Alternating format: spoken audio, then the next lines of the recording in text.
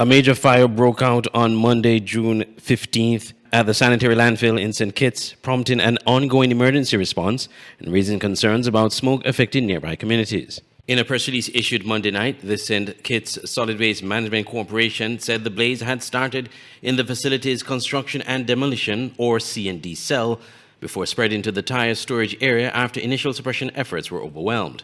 Despite the landfill's proximity to the Robert L. Bradshaw International Airport, the St. Christopher Air and Seaports Authority confirmed that the airport remained safe and that operations continued as normal throughout the incident.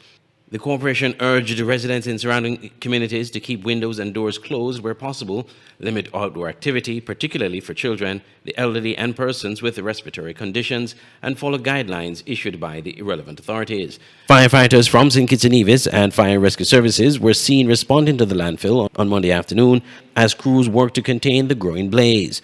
While only light white smoke was visible during the morning hours, the situation worsened by evening, with thick black smoke billowing into the sky, an indication that the fire may have spread to the tire storage area. As night fell, flames were still visible at the landfill, with emergency personnel continuing their efforts to bring the fire under control. TVC Channel 40 News will continue to monitor the developments and provide updates as more information becomes available. I'm Andre Huey reporting for TVC Channel 40 News.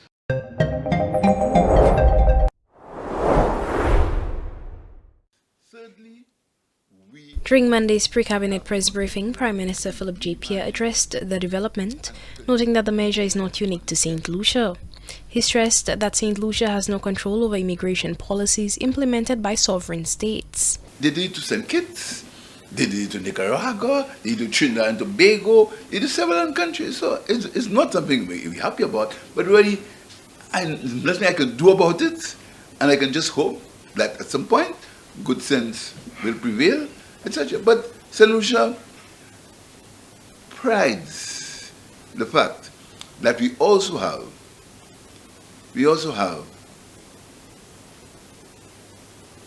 tools and instruments we can use. We have a vote in the United Nations, and we'll use that to the best of our ability, strategically. According to an official communique from the Irish government, the new visa requirement applies to holders of ordinary diplomatic and service passports, with transit visas also required for St. Lucians passing through Ireland. Transitional arrangements have been established for travelers who booked trips before June 15th and are due to enter and leave Ireland before July 14th. The Prime Minister acknowledged concerns surrounding the new restrictions, but emphasized that the issue is not about personalities or any one country, but forms part of a wider global response to increasing anti-immigration sentiments and evolving border policies. I have no control over Irish internal policy. The Irish government decides what's in the best interest of Ireland. I have no control over that. And we are living in a space where countries are creating their own domestic legislation for their own domestic reasons. You understand? So I cannot opine on why Iran did it. I don't know why Iran did it. This thing is not about personalities. It's about countries. It's about policy. Our friend told us that there are anti-immigration demonstrations in Ireland. We just happen to be the ones paying for internal politics. He also highlighted ongoing efforts to strengthen the country's economic resilience through diversification initiatives, food security programs, and reforms aimed at creating a more transparent and accountable citizenship by investment program. Thirdly, we continue to reimagine and put a new image on the CIP program. But I'll tell you, I can give no guarantee that anything we do would satisfy the people who believe that we should stop our program. I don't think we can do. I really think there's nothing we can do.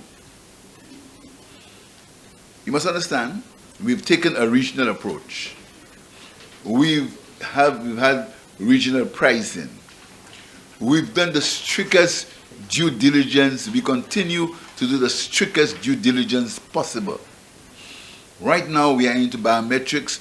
for our passports. They've spoken about people having links to the country. We are implementing steps to get our citizens to have links to our country. Everything that we requested to do, we are doing. Irish authorities say the visa requirement forms part of efforts to align the country's immigration framework with those of the United Kingdom and the Schengen area. Applicants will be required to submit documents to the Irish Embassy in Ottawa, Canada, with processing times estimated at 8 to 10 weeks.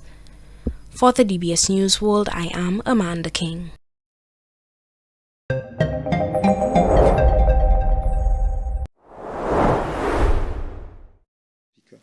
Head 40, the Ministry of Energy and Energy Industries, $454 million to settle subsidy liabilities owed to the National Petroleum Marketing Company Limited and the UNIPET, Mr. Speaker. Speaking during his midterm budget review presentation on Monday, Finance Minister Devendranath Tanku said government is requesting upwards of $450 million to maintain the fuel subsidy. He pointed out that government has already spent millions to cushion citizens from rising global energy prices. To shield citizens from significant increases in the international energy prices and maintain fuel price stability, approximately $395 million was expended on fuel subsidies during the period October 1st, 2025 to May 30th, 2026. Meanwhile, during the debate, Minister of Energy and Energy Industries Dr. Rudal Munilal noted that the fuel subsidy is a consistent feature of the mid-year budget review. He pointed to previous years when the subsidy was significantly higher and when there were no allocations to cover the shortfall. And in 2018, $1.4 billion, and look at this, budgetary allocation for shortfall in subsidy, zero. All the years we have had, by the way, all the years we have had. And this year, of course, budgetary allocation for shortfall, $500 million for this year. But you will continue owing because the subsidy has a relationship to the price of oil. We all know that as well. When the price of oil went up, the subsidy would increase. Dr. Munilal added that it is not unusual for the government to carry outstanding subsidy payments to both NP and UNIPET, while those companies in turn have obligations to Paria Fuel Trading Company.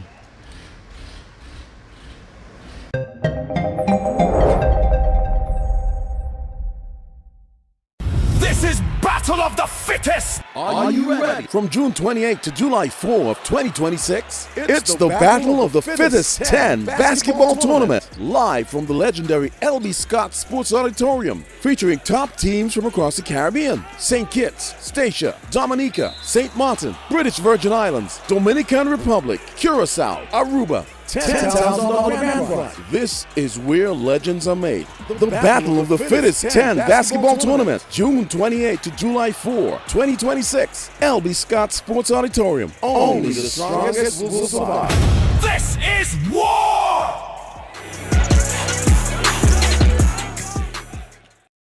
This summer, the Caribbean's premier music experience returns.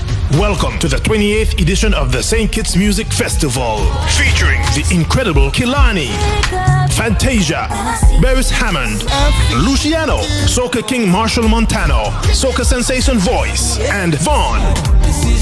Dancehall giant Movado, Idonia, and the new wave, Valiant. Also featuring Massacre, Cranium, Taurus Riley, Steel Pulse, Dean Fraser and the Black Soil Band, Shanil Mir, Diani, Rodney Tatat, and Zoo. The legendary New Vibes Band International, Brandon and ASAP Band, Shelly and Signal Band, plus Edwin Yearwood and Crossfire, Lucas H.E., and Garlic and the Upper Level Band.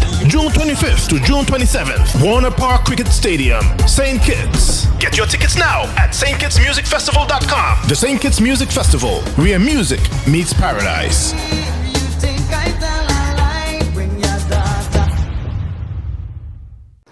A new day begins. The sun rises over St. Martin, bringing new energy, new possibilities. This island was built on resilience, progress, and the strength of its people. Our connection is what moves us forward. It links our communities, our businesses, our families. From the heart of the island to the shores beyond, we've connected St. Martin. From every street to every home, this network was built for St. Martin by St. Martin hands. Connection isn't just about signals, it's about people. This is your island and your network recharged. Proudly local, we're here for today, tomorrow, and every milestone ahead.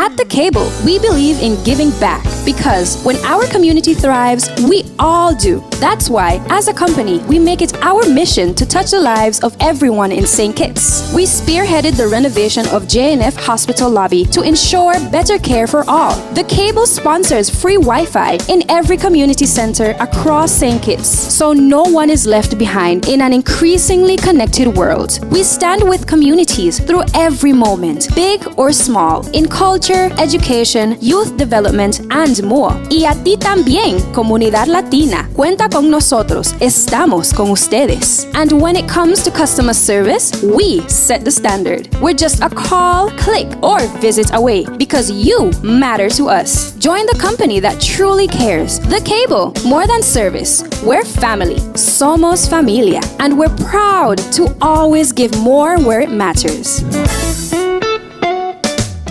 Lace your sneakers, grab a friend, and get ready for Praise Fest 2026, the Federation's premier gospel concert, in collaboration with St. Kitts Music Festival. Join us on the Antioch Baptist Church grounds as we praise with Tehillah Gospel Band, Unique Touch Christian Center Praise, Brent Hoyt, Positive, and Chevel Franklin. Earthen Vessels will start it off with praise and worship. This all goes down June 21st, 2026, starting at 5:30 p.m. on the Antioch Baptist Church grounds. Secure your tickets at Sister Beverly on 4th Street, Westside Service Center. The Cable, Island Flavors, Charlestown Nevis, or any member of the Antioch Baptist Church. Or you can go online at www.antiochbaptistskn.org. Islander Water Taxis providing $40 round trip from Nevis to St. Kitts. Be first in line for an unforgettable evening.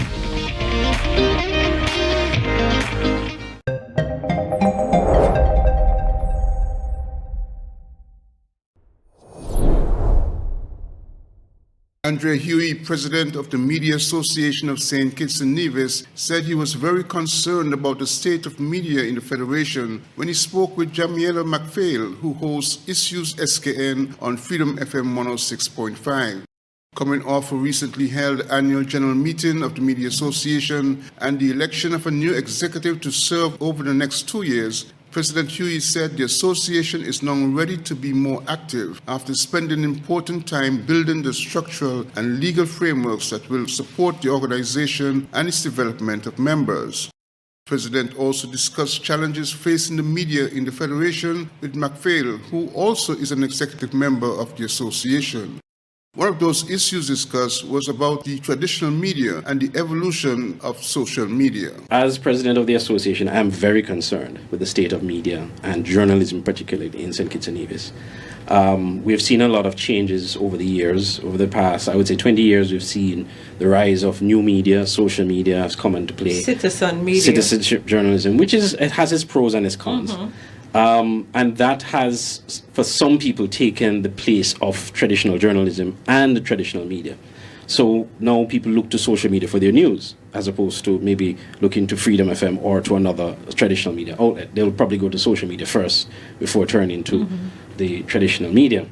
And that, again, is not necessarily a bad thing. The challenge is that it is becoming increasingly more difficult for the average person to identify or to know which media house or which platform is a real media house or which isn't.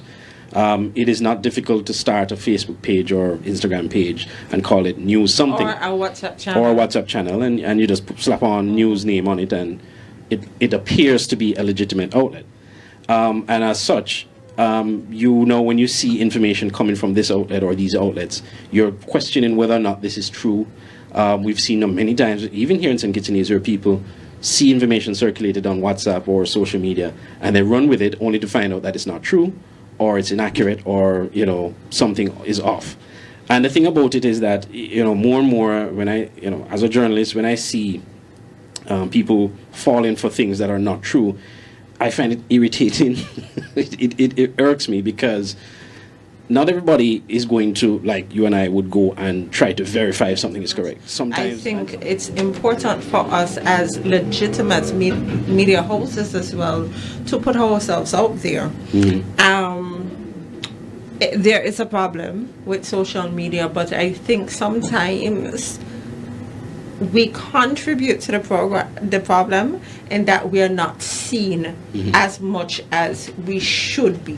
Right. So I think it's a challenge for us to, really revamp our social media pages, because we can no longer just use them as means of, advertisement and that kind of thing. No, it's a lot more than that. We have to be out there. We have to utilize the media, just like the general public is They're doing it, right? Well, I'll say this much: I really do believe that, and this ties into the other problem that I'm gonna raise now. But I think media houses would have to now take a concerted effort in building or even having a separate team working on social media. Definitely, because it's a life of its own. President Tui said a series of meetings with media owners and managers last year will likely result in a special discussion engagement later in 2026. Glenn Bart reporting for Television Caribbean, TVC Channel 40.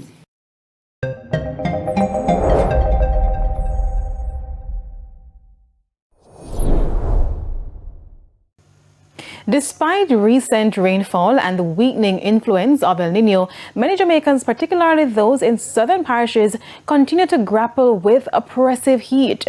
In Portland Cottage, Clarendon, residents say the scorching temperatures are taking a toll, forcing them to find creative ways to stay cool and carry on with daily life. The showers may have passed, but the island is still feeling the burn. In Portland Cottage, Clarendon, it's not just the sun that's shining. Tempers and temperatures are both running high. The heat is so terrible. Right now, so me pull the window, a 2 fan about me in my room. 2 fan me turn on, and I pull the window, I get some of the fresh one from outside. But the heat is terrible. Me go in the shower and turn up and make the pipe run for me. That's all I can do. Some residents say staying cool has become a full-time job with no days off. Up to my son come the other day and said to me, say, Mommy, more coming out here manage it. And you ball so. But it's terrible. This is nature, you know? Yeah, nature. You can't stop nature. Her coping strategy is to keep it chill, literally by staying out of the sun whenever possible. But not everyone has that luxury. How you coping with it? Majority of my time outside. Sitting under the tree there. We have a little AC inside. And we have fans inside. And no GPS. It's stressing, man. It's stressing.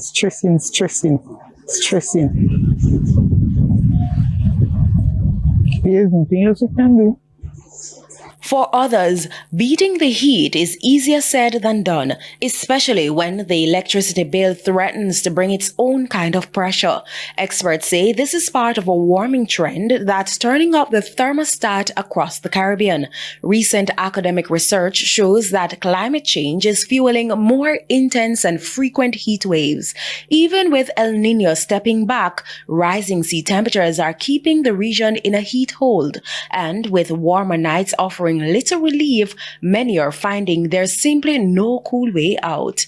Health officials are urging residents not to get burnt by the conditions, encouraging citizens to drink plenty of fluids, stay in the shade when possible, dress light, and keep a close eye on the most vulnerable. Back in Portland Cottage, residents are doing their best to weather the heat one cold shower at a time, as the heat isn't taking a break anytime soon.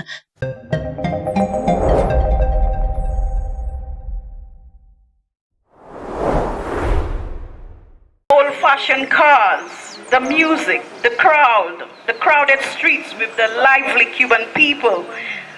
That was empty. That was missing when I went to Cuba this time. The absence of people and the emptiness of the streets were among the notable observations made by Marlene Alexander, president of the St. Lucia Cuba Friendship Association, during her visit to the Spanish-speaking nation. This visit was part of a regional solidarity mission that included officials from various Caribbean, Latin America, and African nations. The association utilized funds raised from its own events to acquire essential household items and solar-powered torches, which were distributed as aid during the May Day week celebrations. Alexander reflected on her trip to Cuba, emphasizing the resilience of the Cuban people and their capacity to recover from challenging circumstances. They make do. They adapt quickly, notwithstanding what they're going through. Despite these challenges, the Cuban people continue to demonstrate remarkable resistance, determination, and optimism from my experience. During my visit, I witnessed firsthand their strength of character and their unwavering commitment to overcome adversity. Our fundraising drive was therefore particularly timely and meaningful. The donations were provided represented more than material assistance. They represented friendship, solidarity, and human compassion. Jovita St. Marth, a former medical student in Cuba and the ex-ambassador of St. Lucia to the Republic of Cuba, was among the numerous officials who attended the Solidarity gathering. He urged for greater support from residents who have benefited from the assistance and services provided by the Spanish-speaking nation. I believe the gathering was energetic, it was enthusiastic, but I think the numbers speak clearly for themselves. For what Cuba has offered and done for St. Lucia, I think that the crowd should have been much better, and particularly with the number of people who have had the opportunity to study in Cuba. I think the numbers here reflecting that group is very low, and I am dismayed a little bit by that occurrence. I don't know whether the activity was advertised enough, and that is why they didn't show up. But I think in future, when we have these activities, we must find a way to get to these people so that they can make their presence felt. Creative artists also entertained attendees at the gathering. Veteran calypsonian Herb Black voiced his disappointment regarding the perceived lack of public support for the Cuban people. And I think it's a very, very good initiative, you know. It is like one hand washes the other, because I can remember from very small, solutions have been receiving aid from Cuba, you know, in terms of health, in terms of education, economics, you know, and now they are in such trouble, it is only fair that we help them, give them a hand. What do you think about the turnout? Well, I was expecting much more people to be here this afternoon, because I mean, it is very important that we be here to support, you know, show them support, show them solidarity. Good afternoon, my brothers so and this my is my sisters. only disappointment, in that there is not enough people here this afternoon. The meeting also provided a secure environment for individuals to share their experiences from the visit and to announce additional fundraising initiatives aimed at delivering much-needed humanitarian aid to Cuban communities affected by shortages and economic hardship. Gina Filippi, HTS News Force.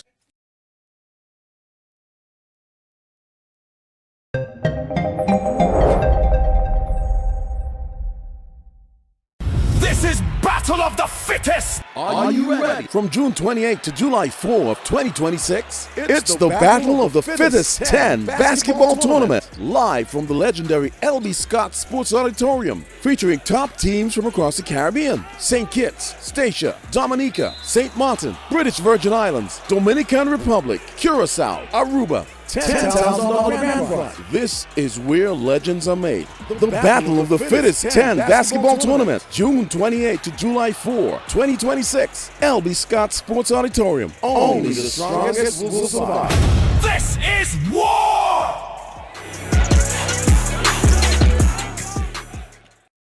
This summer, the Caribbean's premier music experience returns. Welcome to the 28th edition of the St. Kitts Music Festival, featuring the incredible Kilani, Fantasia, Beres Hammond, Luciano, Soca King Marshall Montano, Soca Sensation Voice, and Vaughn. Dancehall giant Movado, Idonia, and the new wave, Valiant. Also featuring Massacre, Cranium, Taurus Riley, Steel Pulse, Dean Fraser and the Black Soil Band, Shanil Mir, Diani, Rodney Tatat, and Zoo. The legendary New Vibes Band International, Brandon and ASAP Band, Shelly and Signal Band, plus Edwin Yearwood and Crossfire, Lucas HE, and Garlic and the Upper Level Band. June 25th to June 27th, Warner Park Cricket Stadium, St. Kitts. Get your tickets now at stkittsmusicfestival.com. The St. Kitts Music Festival, where music meets paradise.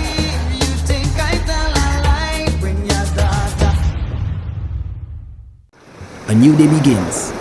The sun rises over St. Martin, bringing new energy, new possibilities. This island was built on resilience, progress, and the strength of its people. Our connection is what moves us forward. It links our communities, our businesses, our families. From the heart of the island to the shores beyond, we've connected St. Martin. From every street to every home, this network was built for St. Martin by St. Martin hands. Connection isn't just about signals, it's about people. This is your island and your network recharged. Proudly local, we're here for today, tomorrow, and every milestone ahead.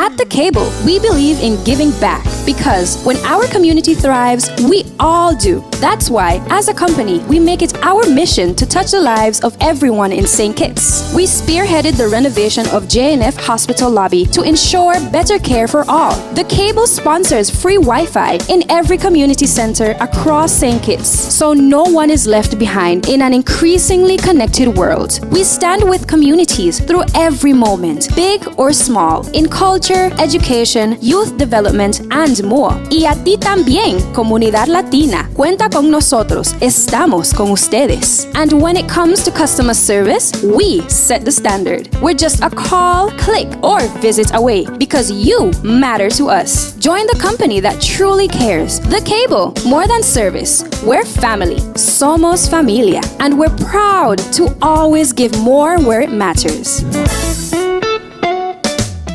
Lace your sneakers, grab a friend, and get ready for Praise Fest 2026, the Federation's premier gospel concert, in collaboration with St. Kitts Music Festival. Join us on the Antioch Baptist Church grounds as we praise with Tehillah Gospel Band, Unique Touch Christian Center Praise, Brent Hoyt, Positive, and Chevel Franklin. Earthen Vessels will start it off with praise and worship. This all goes down June 21st, 2026, starting at 5:30 p.m. on the Antioch Baptist Church grounds. Secure your tickets at Sister Beverly on 4th Street, Westside Service Center.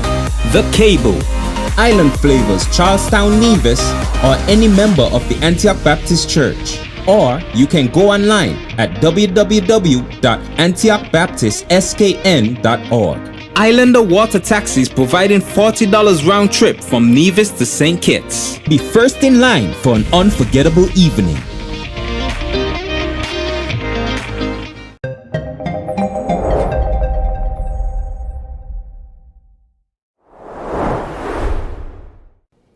$94 million is heading to the Sister Isle, but local authorities warn it is still a drop in the bucket for Tobago's educational infrastructure.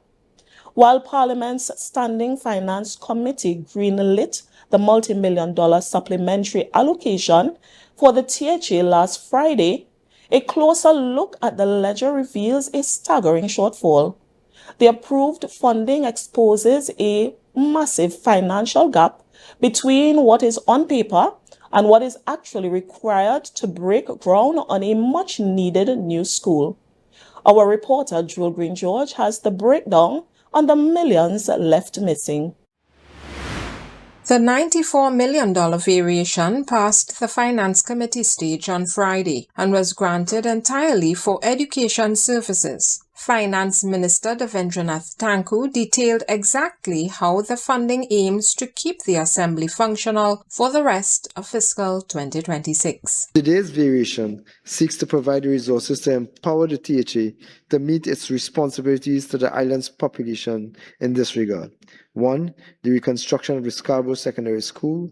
2. The repayment of arrears and increased salaries to teachers. The lion's share of the money, $79 million, goes directly to educators. In an official statement to Tobago Updates over the weekend, THA Finance Secretary Petalyn Roberts welcomed the cash injection. Roberts confirmed the money will fully cover salary arrears and cost of living allowances for 786 members of the teaching service, stemming from an agreement spanning October 2020 to September 2023. She further stated, quote, "The Assembly remains committed to sound financial management and to maximizing every dollar allocated for the benefit of the people of Tobago."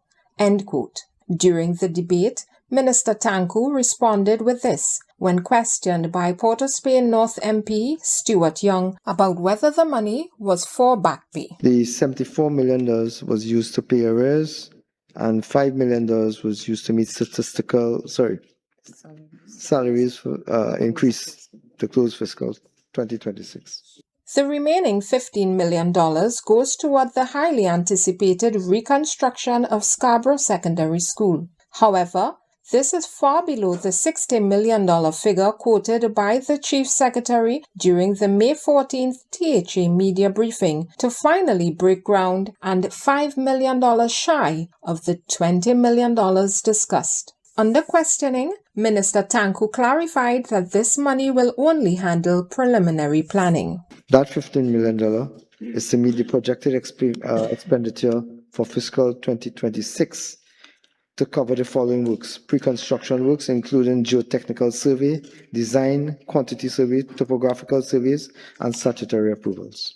Trinity Maloney opposition member Camille Robinson Regis asked the government to identify the contractor for this construction. Minister Tanku responded that he had been advised that the project was not yet at the stage to have a contractor. With the approved $94 million hopefully already headed to the THA, teachers can look forward to full bank accounts, but the actual reconstruction of Scarborough Secondary remains to be seen. Jewel Green George, Tobago Updates Television News.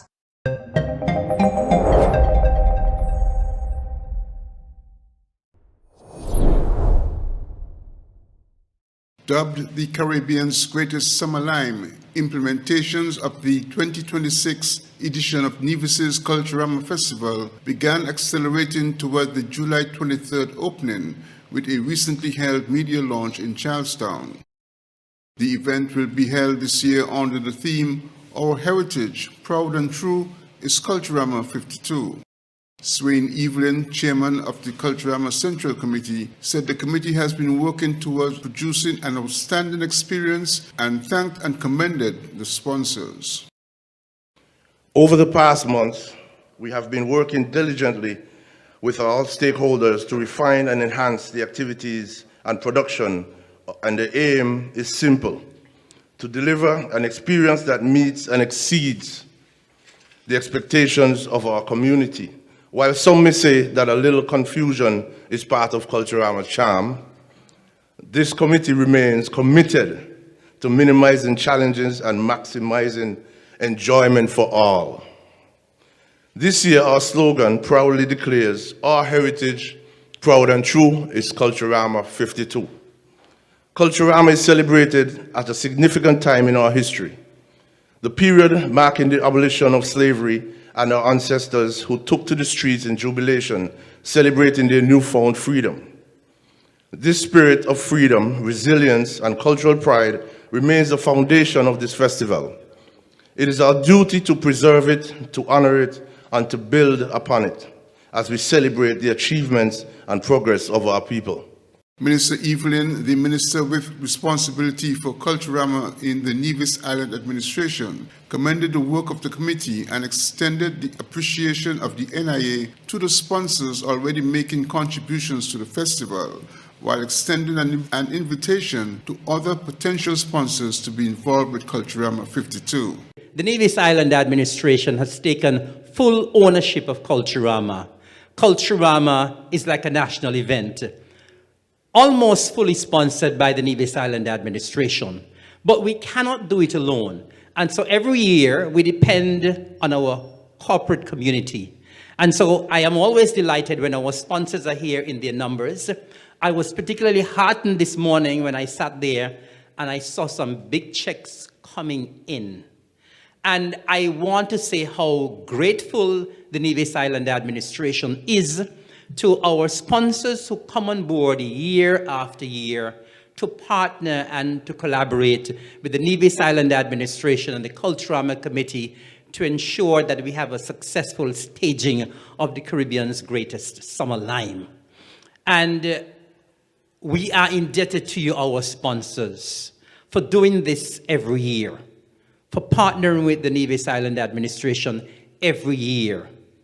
Of course, I think we are all aware that the Nevis Island administration, we are resource poor when it comes to money. And so we depend on our sponsors to assist us.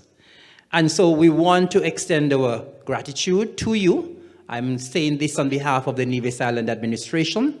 And we are extending an invitation to other sponsors who might be out there who have not come on board yet, that there's still space for you. You still have time to come on board to be a part of the Caribbean's greatest summer lime, to be a part of history. So on behalf of the Nevis Island administration, on behalf of the Culturama Committee, sponsors, a big, big thank you. Let's give our sponsors a round of applause. The patron for Culturama 52 was revealed at the media event with Miss Clara Bridget Hunkins doing the honors this year. Minister Evelyn described her as someone very deserving and someone who has given yeoman service over the years to the Culturama Festival. Glenn Bart reporting for Television Caribbean, Channel 40.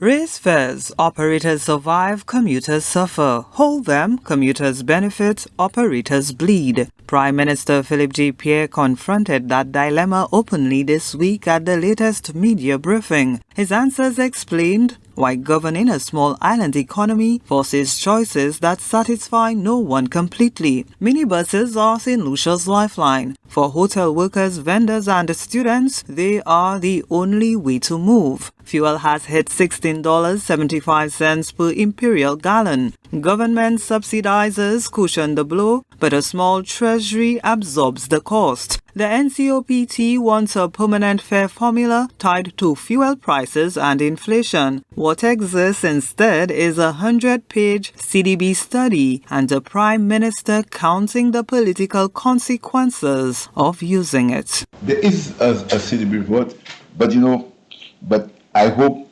everybody will be prepared to follow all of what the CDB report says. That's something you have to watch. When you're in government and you get reports from technocrats, you have to be able to, you have to decipher, because technocrats are technocrats. Technocrats look at facts, technocrats look at laws, and technocrats give opinions. Now sometimes it's convenient for people to say, technocrats say, no, convenient, sometimes. But the reports have political repercussions. Now, the Minister of Transport will tell you all about the CDB report. He'll tell you all about what it says. But all I can tell you, it also has costs, it has benefits. It doesn't only talk about fares. I can tell you that for now. The report is not only about fares, it addresses terminals, fleet quality, late-night routes, and reliability. Each recommendation with its own price tag and its own constituency. Commuters want lower fares. Operators want higher ones. Employers in the north want late-night service. Everyone wants the same limited public dollar. Someone always waits. The Prime Minister identified where he will move first. In the next budget, I'm going to make a statement on bus terminals. We need to have a centralized space to put our buses. That's going to be one of our programs in the next budget. I'm telling you so early what's happening in the next budget. Right? That's going to be one of our programs. So we need a place for buses. Transport is there's a problem with transportation. I mean, part of the economic issues in the country, as far as employment is concerned, is that people who live out of cashews can't get transportation to get to their homes after work, particularly hotel workers. It's a serious problem, very serious. I mean, the people who have restaurants in the north, they tell you can't get work for them because when people get, even though they get to town, they can't get to their homes, can't get to Jackmel, can't get to Anstory. So the report speaks to all these things, but the report doesn't only speak about fares. Let me warn you. Terminals are a start, not a solution. The Prime Minister reached for history. His party introduced VAT. Economists backed it. Voters punished it. It now anchors government revenue. His point was blunt. Sound decisions and popular ones rarely arrive together. NCOPT President Godfrey Ferdinand has characterized the current system as one in which every fuel hike triggers a fresh cycle of lobbying, frustration, and inaction. Prime Minister Pierre did not shy away from naming the tension at the center of the standoff, the distance between technically sound advice and electoral survival. Any politician, any practicing politician, not pseudo-politicians, any practicing politician who tells you he doesn't want to win is not speaking the truth. Now, technocrats give you advice. Technocrats give you even rational advice. But politically, it might mean you lose 2,000 votes. Now, there are politicians, the late, I think it's Erskine Sandiford in Barbados, I'm not sure if I have the name right. He took the chance that he was not devaluing the dollar, the Barbados dollar. Instead, he was laying off civil servants, just cutting civil servants' salary. That's a choice he took. He paid the political price, he lost. Sometimes politicians, if you feel strongly enough about something, regardless of the political repercussions, you will take it. Right? That happens in Lucia to a certain extent. A lot of the reasons why we lost the 2006 general elections, because we took principled positions.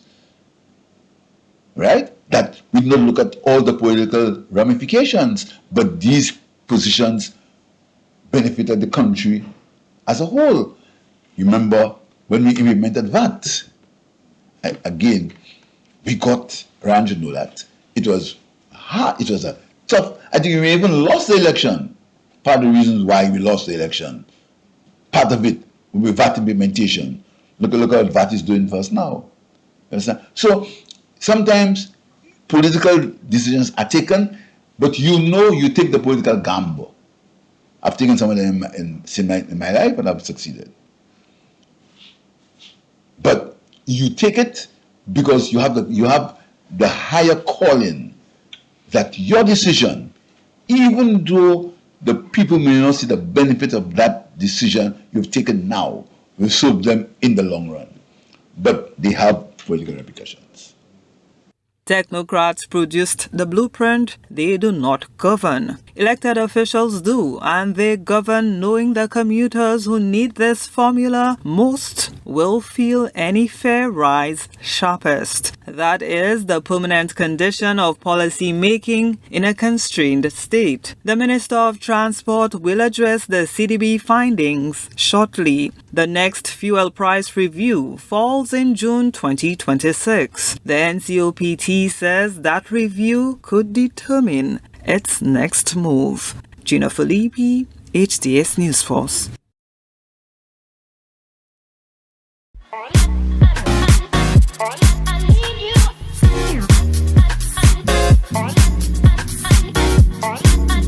St. Kitts and Nevis celebrates another regional basketball success after being crowned champions of the Alliance Hoops and Heritage FIBA 3x3 Light Quest, held in St. Eustatius from June 12th to the 15th.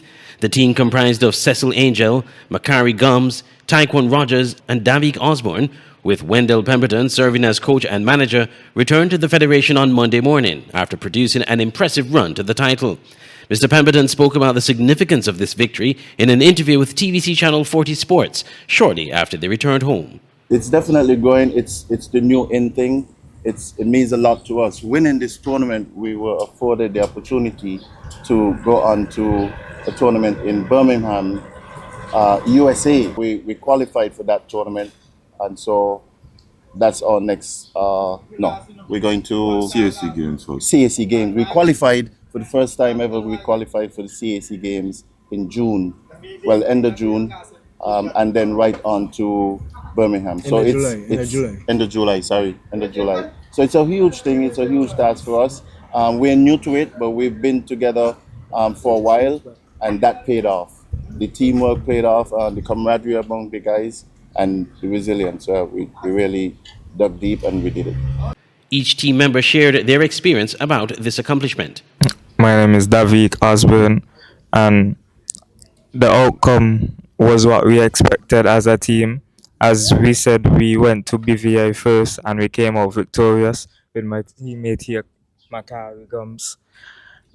The other two guys are not here right now, but we added a good two of our new members, our other teammates, and the chemistry was flowing. So I really can't say anything wrong was about this trip. Yes, we took a L, we took a loss, but we still didn't let that get to us. We still came up victorious at the end of the day, and that's all that matters. My name is Macari Gums. We went into the tournament as one of the smallest teams, and we didn't have much support coming from there and home, but we stood strong as a team. Coming from practice, we hold our own, and we came out victorious, as Davik said. And for you, having the experience in the BVI and now this, how will you compare the two, and what do you think about, the fact that you've now gotten those two big, huge victories? I feel like it's a big step moving forward for us, and there's more to go. Yeah, my name is Cecil Angel. Felt good winning this tournament. We've been to tournaments before where we fell short, Went to Guyana last year, lost in the quarterfinals. Went to Statia last year also, lost also in the quarterfinals. And, for the seniors, our first tournament for the THC for the seniors, obviously, I just had more motivation, put in more work, and it showed this year, so adding the younger guys, Davik, who's a great prolific scorer, Macari, very young, athletic, and defensive anchor. And me and Kopi been together for the THC senior team for a good while now. When the team got selected, I felt more confident, No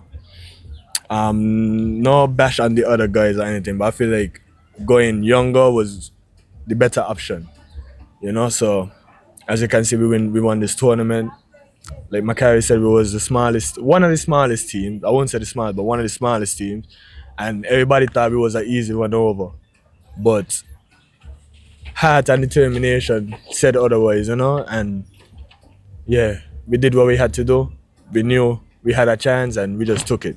My name is Tikwan Rogers, and My experience, I went down there with just revenge on my mind because last year, as my colleague said, we went stage last year and we lost to Suriname in the quarterfinals. So we just had to win this time around, and that was my goal, and my teammates know that was the goal, and we came through. The campaign got off to a flying start with a dominant 21-10 victory over the host nation, St. Eustatius. Although the team suffered a narrow 19-18 loss to St. Martin in its second outing, it quickly bounced back with a commanding 21-6 win over Sabre to secure a place to the knockout rounds. In the quarterfinals, St. Kitts and Nevis defeated Anguilla 15-12 before edging the top St. Eustatius team 2019 in a thrilling semi-final encounter to book a place in the championship game.